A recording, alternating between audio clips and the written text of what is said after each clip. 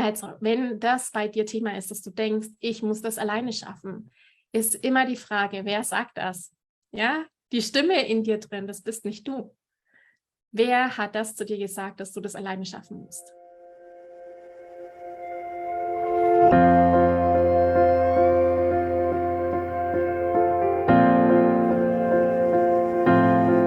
Hallo und herzlich willkommen bei Loslassen und gemeinsam wachsen, deinem Podcast rund um bewusste und bedingungslose Elternschaft. Mein Name ist Manuela Festel, ich bin Mama, Mutmacherin und vor allem Mentorin für achtsame Kommunikation und gewaltfreie Konfliktlösung mit Kindern. Und genau darum geht es auch hier in diesem Podcast. Ich zeige dir, wie du deinen Weg in eine bewusste, authentische und bedingungslose Elternschaft findest und Konflikte schließlich mit deinem Kind achtsam, respektvoll und gewaltfrei lösen kannst. Ganz ohne Schimpfen und Bestrafen.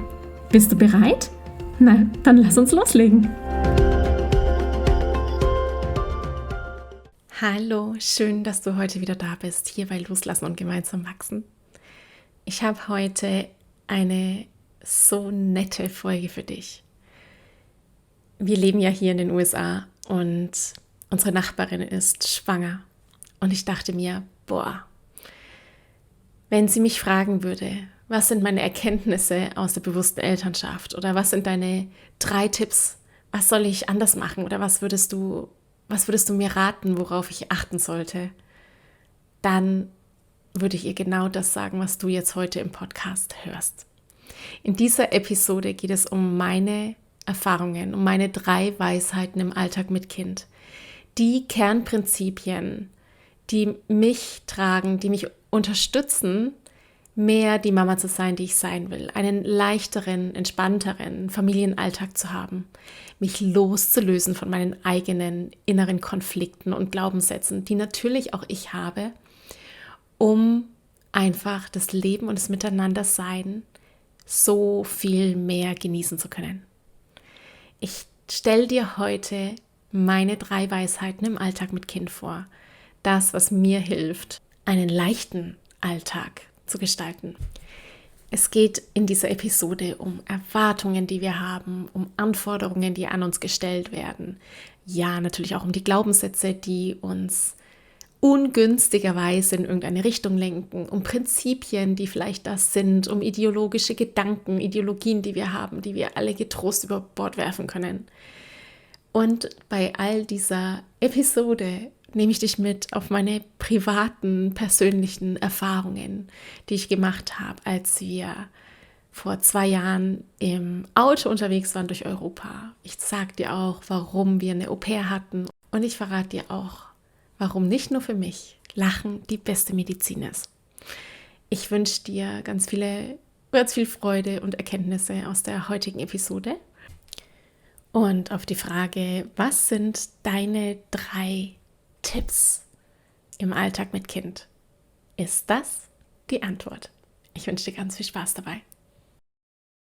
Die erste Weisheit für mich oder zumindest der Punkt, den ich mir immer und immer wieder tatsächlich sage, laut sage und mich daran erinnere, ist entstanden darf ich mal schnell rechnen, ja, es sind tatsächlich schon vor 12 Jahren, da bin ich das erste Mal tatsächlich richtig tief in dieses Thema eingetaucht und dieser Punkt heißt, weniger ist mehr. Weniger ist mehr, bezogen auf die Elternschaft. Dieses Zitat kennst du mit Sicherheit, das kommt von Mies van der Rohe. Ich habe vor 12 Jahren mal in einem Projekt mit dem persönlichen Fotografen von Mies van der Rohe zusammengearbeitet, rund um das Thema Architektur. Und der persönliche Fotograf Werner Blaser, der hatte zu dem Zeitpunkt, war der schon 88 Jahre alt oder 89 Jahre alt. Und ich hoffe, ich dadel mich jetzt nicht in der Zeit. Also ihr könnt das googeln, Wikipedia wird es wissen. Egal, ist auch gar nicht so wichtig. Nichtsdestotrotz ging es damals für mich natürlich um den Bereich Architektur, Kommunikation, Reduktion. Mies van der Rohe war ein Architekt und sein Prinzip war eben weniger ist mehr. Das heißt, die Reduktion, die absolute Reduktion von Dingen. Und das Reduzieren von Dingen, dieses Sprichwort weniger ist mehr Richtung Minimalismus, der ja auch in verschiedensten anderen Bereichen immer wieder trendig ist, der gilt für mich für die Elternschaft absolut. Warum? Und in welchem Bezug? Das will ich dir jetzt erklären. Denn in der Elternschaft haben wir nämlich eine große Herausforderung. Wir haben ganz viel Erwartungen. Wir haben Erwartungen an uns. Wir haben Erwartungen an den Partner. Wir haben Erwartungen an unser Kind. Wir haben Erwartungen an Menschen, die uns umgeben, an die Pädagogen, an die Erzieher, an sonst wen. Wir haben Erwartungen. Es werden gleichzeitig auch Erwartungen an uns gestellt vom Außen. Ja, das sind auch Erwartungen von der Gesellschaft. Das sind Erwartungen vom Partner an uns. Das sind Erwartungen vom Kind an uns in irgendeiner Form, in Klammern.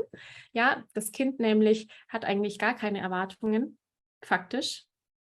Das Kind, das du begleitest, das ist pure Liebe und ist gebettet in einem Urvertrauen, dass das Beste, was es eben braucht, gerade bei ihm ist. Nichtsdestotrotz sind wir umgeben von Erwartungen und von eigenen Prinzipien. Ja, wir haben dann Prinzipien wie zum Beispiel, ich will nicht, dass mein Kind Süßigkeiten isst, ich will nur, dass mein Kind 1 Stunde am Tag Medien guckt, glotzt, sonst wie. Wir haben Vorstellungen und Ideen davon, wie die Dinge zu sein haben. All das summiert sich wie in einer richtig großen Bubbelblase. Und das führt zu einer unglaublichen Komplexität dahingehend, dass wir dann denken, wir müssten das alles erfüllen. Wir müssen das alles schaffen. Die Erwartungen, die eben auf uns kommen, im Innen von uns selbst, die Erwartungen, die von außen auf uns kommen. Wenn ich mir dessen bewusst bin, dass da so viel ist, dann kann ich mich wieder erinnern daran, weniger ist mehr. Weniger ist mehr. Wo kann ich meine Erwartungen reduzieren? Wo kann ich die Erwartung, die ich meine, die auf mir liegt, genau analysieren und gucken, stimmt das überhaupt eigentlich? Wo kann ich die Erwartungen bezogen auf meine Prinzipien, was ich mir alles wünsche und was ich alles erhoffe, mal genau anschauen und gucken, was davon ist eigentlich wirklich wichtig? Was kann ich auf dieser Liste streichen? Das betrifft natürlich auch die Erwartungen darüber, wer du bist, welche Rolle du füllst, wie Mutterschaft ausschaut, wie deine Rolle als Frau du meinst, erfüllen zu müssen, was du denkst, was du im Haushalt alles tun musst. Ja, müssen Kinder denn immer alles können, das beste Essen haben? Also ja, ich übertreibe das jetzt mal, um zu überspitzen, dass es wirklich viel ist, was wir eigentlich alles denken, erfüllen zu müssen, was alles da ist, was wir glauben, was wichtig ist. Reduktion, weniger ist mehr, ist da wirklich essentiell. Beispiel, ja, weniger ist mehr. Wir waren reisend unterwegs. Ja, wir waren 4 Monate mit einem Auto unterwegs durch Europa. Wir haben in diesem Auto geschlafen. Ja, wir haben ein Dachzelt oben drauf, 2 waren im VW-Bus, die anderen waren oben auf dem Dach. Also wir haben das so getauscht. Wir haben wirklich 4 Monate einfach so sein können. Wir haben natürlich nicht die Möglichkeit gehabt, einen Ofen zu haben, um irgendwie im Ofen zu kochen oder sonst was. Alles, was wir dabei hatten, von Küche über Spielen, über Schlafen, über Freizeit, Überleben, war alles in dem Auto. Es hat alles geklappt, es geht alles, ja. Das war Reduktion. Wir haben das wirklich runter reduziert, unser Zuhause auf dem Auto beschränkt für 4 Monate und es ging. Und natürlich, ja, es gab viele, viele Tage, da gab es einfach immer Pommes zu essen. Die haben wir nicht wie gemacht, sondern irgendwo gekauft. Oder die Notchips, die im Auto waren. Oder halt dann eben noch ein Eis. Ja, da war dann auch weniger ist mehr im Sinne von, muss ich es mir jetzt schwer machen? Muss ich jetzt meine Prinzipien von gutes, gesundes Essen, was auch immer das ist und auch wie auch immer du das definierst, immer und zu jeder Zeit erfüllen und mir vielleicht damit manchmal das Leben schwer machen? Wo ist weniger mehr jetzt gerade für mich sinnvoll, weil es sich leichter lebt? Also so als Beispiel. Das Gleiche betrifft auch Kinderfreizeitgestaltung. Ganz, ganz oft habe ich das bei meinen Klientinnen, die mir dann erzählen, boah, sie sind dann in der Arbeit, dann holen sie das Kind ab, dann muss das Kind zum Klavier oder dann muss es dorthin und hierhin und dann haben wir noch die Veranstaltung und das noch und die wird dieses machen. Allein wenn ich das höre manchmal, merke ich, dass es in mir ganz eng wird und dass ich da fast, ja, dass mir die Luft wegbleibt tatsächlich. Es ist auch völlig okay zu sagen, ich nehme nicht am Schwimmkurs teil. Ich habe kein Babyturnen gerade gebucht. Wir haben entschieden, wenn wir Raum und Zeit füreinander haben, dann gehen wir einfach nur in den Wald. Weniger ist da auch mehr. Weniger an Außen, an Veranstaltungen, an Forderungen und wieder mehr zurück auf vielleicht nur in der Natur sein, vielleicht auch einfach nur den Kinoabend zu Hause machen, vielleicht auch nur den Fokus auf eine Aktivität zu setzen und die dann intensiv zu machen. Grundsätzlich hier auch als Erinnerung, das, was Kinder brauchen, ist Liebe, Liebe und Fürsorge. Und da ist es dann egal, ob du in einem großen Haus schläfst, ob die Kinder 20 Mal irgendwo unterwegs sind oder ob das einfach mit euch oder mit dir im Zuhause stattfindet, im kleinen Rahmen oder im VW-Bus. Der zweite Aspekt, der mir unglaublich hilft und der nicht oft genug gesagt werden kann, wirklich, wirklich von tiefstem Herzen nicht oft genug gesagt werden kann, ist, es braucht ein ganzes Dorf, um ein Kind zu erziehen. Stichwort, es geht nur mit Unterstützung. Es geht nur mit Unterstützung. Familie sein, Alltag mit Kind geht nur mit Unterstützung, so dass es euch gut geht dabei. Das ist der größte Glaubenssatz, den ich mit meinen Klientinnen habe und auch immer wieder darauf zurückkomme. Die Idee, ich muss das alleine schaffen oder wir als Paar müssen das alleine schaffen. Das nämlich Haushalt, das Erwartungen, die auf uns liegen, das Paarbeziehung, das Familie sein, das Kinder großziehen, das Arbeit, das Ich-Zeit, alles, was da eben so ist. Das müssen wir alleine schaffen. Das müssen wir schaffen. Da stelle ich immer und immer gern die Rückfrage, wer sagt das eigentlich? Wer sagt, dass ihr das alleine schaffen müsst? Es braucht ein Dorf, um ein Kind zu erziehen, um als Paar noch gesund zu sein, um als Familie gesund zu sein. Wir brauchen Unterstützung und es geht auch nur mit Unterstützung. Ich kann natürlich auch auf Unterstützung verzichten und dann weniger ist mehr machen und meine Erwartungen runterschrauben, solange es euch damit gut geht. Nichtsdestotrotz bin ich davon überzeugt, dass wir einfach Menschen brauchen. Wir brauchen Familie, wir brauchen Großeltern, wenn sie da sind. Unterstützung in Form von Freunde für die Kinder zum einen, für die Erwachsenen zum einen, für die Eltern zum einen und natürlich auch dieses Netzwerk an Freunden. Mal bringt der, mal holt der. Mal feiern wir bei euch, mal feiern wir bei uns. Mal übernachten die Kinder hier, mal übernachten die Kinder dort. Wirkliches Miteinander. Vielleicht auch mal einkaufen gehen für den anderen und der andere bringt mir was mit. Dieses, ich baue mir ein Netzwerk, ich baue mir ein Unterstützernetzwerk, ist unfassbar wichtig. Ich hatte in Gemeinsam Wachsen, in meinem Mentoring-Programm, eine Mama mit Zwillingen, eine alleinerziehende Mama mit Zwillingen. Und bei ihr ging es um Eingewöhnung und wie Kinder trennen oder nicht trennen im Kindergarten. Was sie aber schon so unfassbar großartig gemacht hat, war, dass sie diesen Glaubenssatz nicht hatte. Sie hatte gesagt, sie hatte den hat sie relativ schnell für sich dann ad acta gelegt, weil sie gemerkt hat, es geht nicht ohne und es ist völliger Käse. Warum soll ich denn alleine alles schaffen? Wie muss ich denn was beweisen? Und die hatte so ein großartiges Netzwerk. Die Nachbarin, die Freunde, die Großeltern, die dann noch da waren, wirklich sich so viel Unterstützung gebaut und geschaffen, dass es leicht möglich war, einen Alltag mit Kind zu gestalten als alleinerziehende Mama mit Zwillingen. Also, wenn das bei dir Thema ist, dass du denkst, ich muss das alleine schaffen, ist immer die Frage, wer sagt das? Ja, die Stimme in dir drin, das bist nicht du.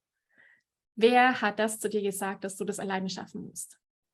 Zurück zur Ausgangsfrage von euch, nämlich wie gestalte ich meinen Alltag mit Kind? Habe ich eigentlich auch Unterstützung? Ja, ist ja natürlich auch interessant für euch zu wissen. Ich habe Unterstützung. Ich habe jetzt in diesem Moment gerade meinen Mann zur Unterstützung, der in Elternzeit zu Hause ist und ohne den all das gar nicht möglich wäre. Mein Mann ist meine größte Unterstützung, weil wir wahnsinnig gleichberechtigt arbeiten. Dann hatten wir tatsächlich, und das war wirklich gut, und das kann ich auch jedem empfehlen, wir hatten ein Jahr lang eine Au-pair. Wir hatten hier bei uns eine Au-pair, die mit den Kindern gewachsen ist und wir auch als Familie gewachsen sind, in diesem neuen Konstrukt mit einer Au-pair zu sein. Wir hatten auch Workaway hier, also Reisende, die zu uns kommen und dann ein paar Wochen da sind und dann wieder weiterreisen, die uns helfen irgendwie im Alltag mit den Kindern, die mal einkaufen gehen. Wir haben großartige Freunde, da sind die Kinder bei uns und unsere Kinder sind bei denen und wir tauschen das so aus und helfen uns, gehen zusammen einkaufen. Also dieses Netzwerk sich aufzubauen für die Unterstützung im Alltag ist für mich absolut essentiell und für euch mit Sicherheit auch, weil wir eben in diesem Konstrukt, in dem wir sind, in dieser Welt, in der wir leben, meistens ja eben nur noch in der Kernfamilie vorhanden sind. die Großeltern wohnen hier, man wohnt da wegen Beruf und Job und irgendwie ist es ein ständiges Hin und Her, je nachdem, wo es einen beruflich dann hinzieht, neues Umziehen, mal dahin, ist es immer wieder die Aufgabe, ein neues Netzwerk aufzubauen, aber es ist echt essentiell. Also ich fasse zusammen, wir haben einmal weniger ist mehr, weniger Erwartungen, weniger von den eigenen Prinzipien und Ideologien, die ihr bitte in Klammern setzt. Ideologie ist immer gleich ziemlich steif, ja, wenn ich sage, oh, ich muss unbedingt bedürfnisorientierte Erziehung machen und es muss so und so funktionieren, dann ist halt nicht mehr flexibel genug. Also weniger Erwartungen, weniger Prinzipien, weniger Ideologien und dann natürlich unbedingt immer den Leitsatz, es geht nur mit Unterstützung, wenn wir gesund als Familie sein wollen. Ja, ich brauche ein Dorf, wir brauchen ein Dorf, um ein Kind zu erziehen. Ja, der Vorteil, muss ich euch nicht sagen, ne? Wenn ihr Unterstützung habt, seid ihr entspannter. Ihr habt mehr Raum für euch, für Paarbeziehungen, für euch selbst, für die Selbstfürsorge. Ihr könnt es natürlich besser planen, ihr könnt euren Alltag besser planen. Und auch die Kinder haben die Chance, was anderes zu sehen, andere Familien zu sehen, wenn sie bei Freunden sind oder bei den Großeltern oder eben Unterstützung da ist in irgendeiner Form bei euch zu Hause, was Neues kennenzulernen, neue Beziehungen aufzubauen. Das ist super wichtig für die Kinder, auch eben zu sehen, wie ist es eben woanders? Welche guten Dinge kann ich von dem anderen mitnehmen? Was habe ich da erfahren, was wichtig für mich ist? Wo kann ich zu Hause drüber sprechen, über das Neue, was ich da erlebt habe? Ja, und zu guter Letzt, meine dritte Weisheit für euch heute, damit es auch nicht zu viel wird, ist tatsächlich, mit Humor geht's leichter.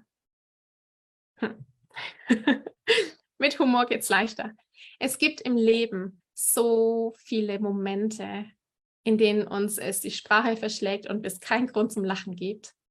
Und in diesen Momenten, wo wir glauben, es bricht die Welt ein, dann sich zu erinnern, mit Humor geht's leichter. Manchmal können wir es nämlich gar nicht anders annehmen, als drüber zu lachen. Ist so heilsam.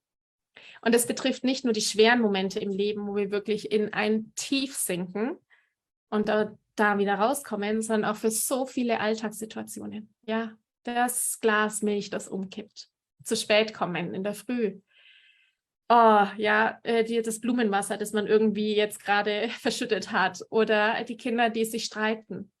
All diese Momente, wo man sich denkt, oh, muss das jetzt sein? Mit Humor geht's leichter. Lachen heilt. Warum? Warum ist es so? Wenn wir lachen können, wenn wir diese Gelassenheit in uns entwickelt haben, um lachen zu können, also ich brauche eine gewisse Form von Gelassenheit, um zum Lachen zu kommen, dann ist mein Körper nicht im Stressmodus. Ich bin nicht angespannt, ich bin nicht auf Strom, ich bin nicht im Stress, ich bin nicht im roten Alarmzustand, Kampf oder Flucht. Ich bin einfach dann gelassen. Ich bin im grünen Bereich. Ich kann sehen durch die Kameraperspektive, ich kann wahrnehmen und beobachten, ohne zu werten. Das heißt, wenn ich mich daran erinnere, ich möchte die Welt mit Humor sehen, mit Humor geht es leichter, dann führt das dazu, dass mein ganzer hormoneller Haushalt im Körper einfach in einem guten, grünen Entspannungszustand ist, sogar Glück empfindet. Wenn wir lachen, geht es uns wirklich gut. Und vielleicht wisst ihr ja auch, dass wir, wenn wir 2 Minuten einfach nur grinsen, künstlich grinsen, dass dann einfach so bestimmte Nerven aktiviert werden, dass in unserem Gehirn Serotonin ausgeschüttet wird und wir automatisch tatsächlich Glück empfinden. Also bewusst durch das Grinsen es uns besser geht. Und das ist für mich das absolut Wichtigste im Alltag mit Kind, dass wir mit Gelassenheit da reingehen, dass wir uns erinnern daran, dass Lachen heilt und dass es mit Humor so viel leichter geht, dass wir so viel mehr entspannt sind und so viel mehr ausgeglichen, wenn wir über viele Dinge einfach nur hinschmunzeln und lachen können. Ja, das sind meine persönlichen und erfahrungsgemäßen Weisheiten, die ich heute für dich parat habe. Also weniger ist mehr. Dann, es braucht ein ganzes Dorf, um ein Kind zu erziehen. Das heißt, es geht nur mit Unterstützung. Wir brauchen Hilfe. Und mit Humor geht es leichter. Jetzt bin ich natürlich total interessiert, was eure 3 Weisheiten sind? Ich danke dir von ganzem Herzen, dass du dir heute Zeit genommen hast, diese Podcast-Folge anzuhören. Wenn du noch mehr Impulse, Ideen oder Inspirationen auf deinem ganz persönlichen Weg zur bewussten und bedingungslosen Elternschaft suchst, dann abonniere unbedingt meinen Newsletter oder du folgst mir auf Instagram, Facebook oder Telegram. Wenn auch du mal eine Frage stellen möchtest, dann komm am besten auf meine Warteliste von Gemeinsam wachsen, meinem 12-wöchigen Mentoring-Programm von der Wut zu Respekt und liebevollen Eltern-Kind-Kommunikation. Das findest du unter sprachzeichen.de/gemeinsam-wachsen-Warteliste. Wenn dir die Folge gefallen hat, freue ich mich natürlich riesig über einen Kommentar und natürlich, wenn du die Folge bei deinen Freunden und Freundinnen teilst und meinen Podcast abonnierst. Jetzt wünsche ich dir aber alles Gute. Wir hören uns sicherlich bald. Viele liebe Grüße. Ciao, ciao.